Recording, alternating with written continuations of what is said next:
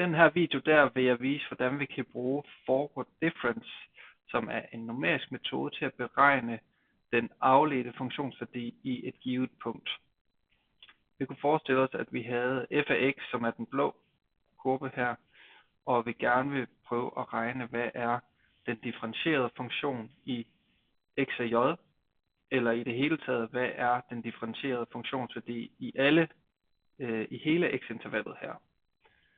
Når vi bruger forward difference, som denne her video fokuserer på, så benytter man punktet, der ligger en længere fremme, det vil sige xj plus 1, og man bruger x af j, og så bruger man distancen mellem de to punkter her.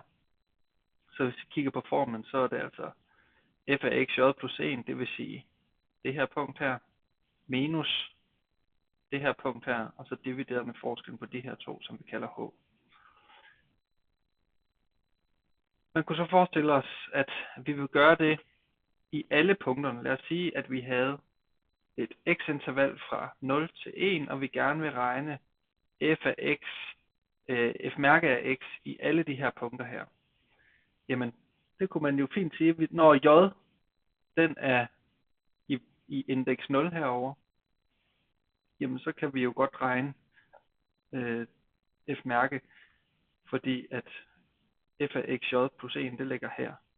Men når at j, det er i det her punkt her, så er der ikke noget f af xj plus 1, fordi det ligger jo uden for vores interval. Så derfor så kan vi højst gå op til det andet sidste punkt i vores x-grid, når vi bruger forward difference. Og nu vil vi prøve at vise det i Python, hvordan man kan gøre det.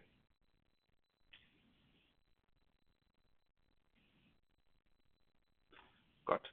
Så lad os sige, at det var for eksempel cosinus af x, hvor vi gerne vil finde den differentierede til i stedet for. Først så kunne vi vælge, at vi gerne vil kigge på en step size, som vi kalder h, som er 0,1. Og vi skal herefter have defineret, hvad er det for et x-interval, hvor vi gerne vil regne den differentierede funktion. Og det kan vi gøre ved at lave sådan et x-grid, og vi kunne sige, at vi for eksempel gerne vil finde ud af det i intervallet fra 0 til 5 med en step size på h. Og der skal vi lige huske, at stop det er eksklusivt, når man bruger np-arrange. Så derfor så siger vi lige plus h, så får vi nemlig 5 med i vores arrange. Vores funktion, den kalder vi bare lige f, og det var jo cosinus. Og det var den, hvor vi gerne vil approximere den afledte. Så vi starter lige med at regne f af cosinus til vores x-grid her.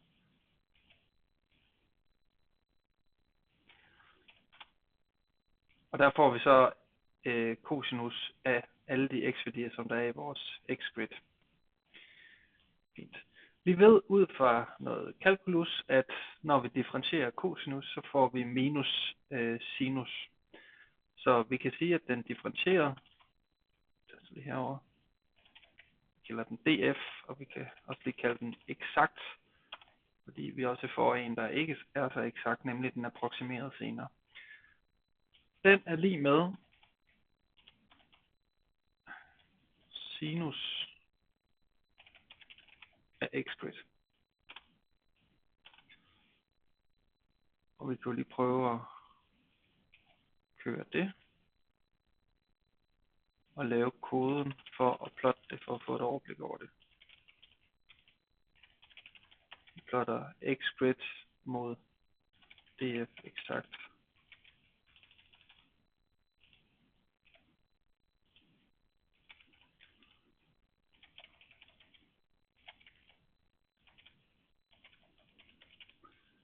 Og vi plotter også lige cosinus af x.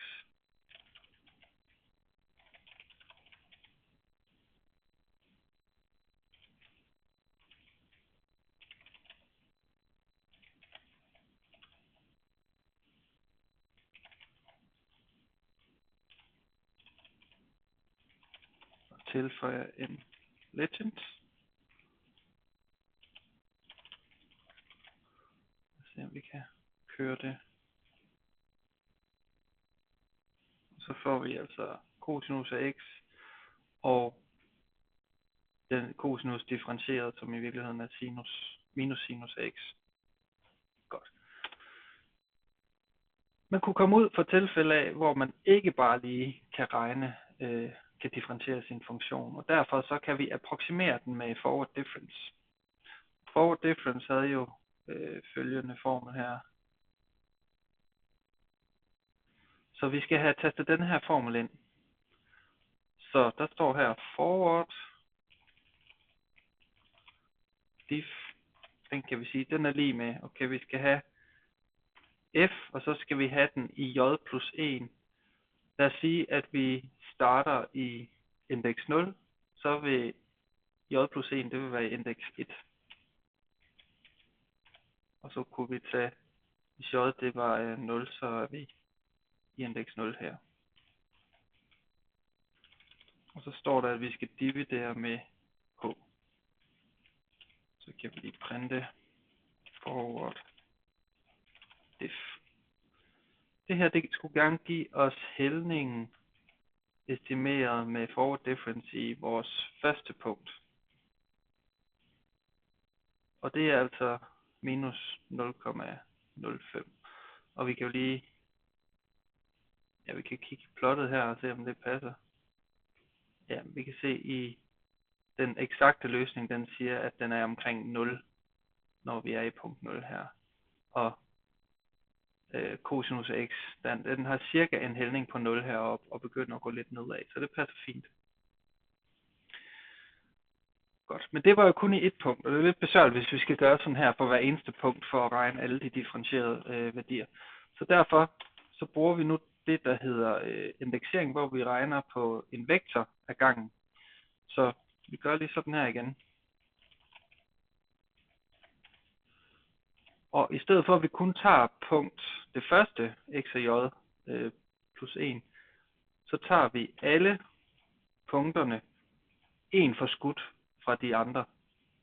Så det vil sige, at vi tager fra f af 1 til slutningen. Og så trækker vi f af fra 0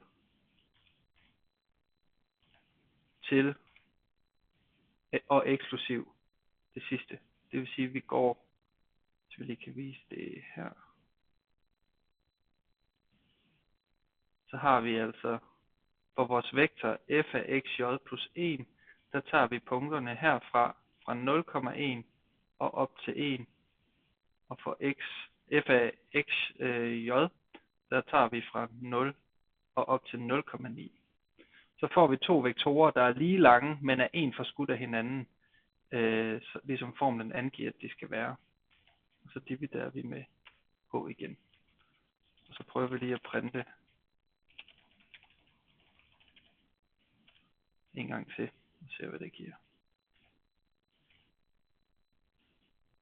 Og så får vi altså alle de differentierede værdier, som er approximeret med forward difference formlen her. Nu kunne det jo være sjovt at tjekke, om den her forward difference, om den så siger det samme som den analytiske løsning. Så lad os lige prøve at plotte dem mod hinanden.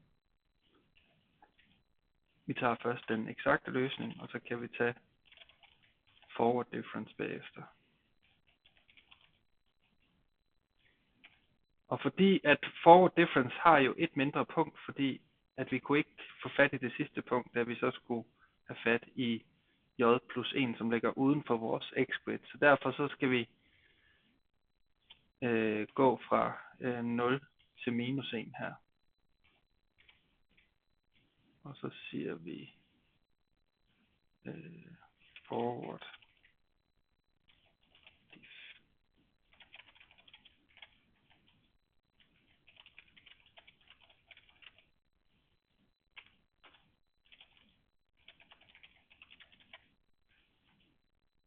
Prøv lige at plotte det her.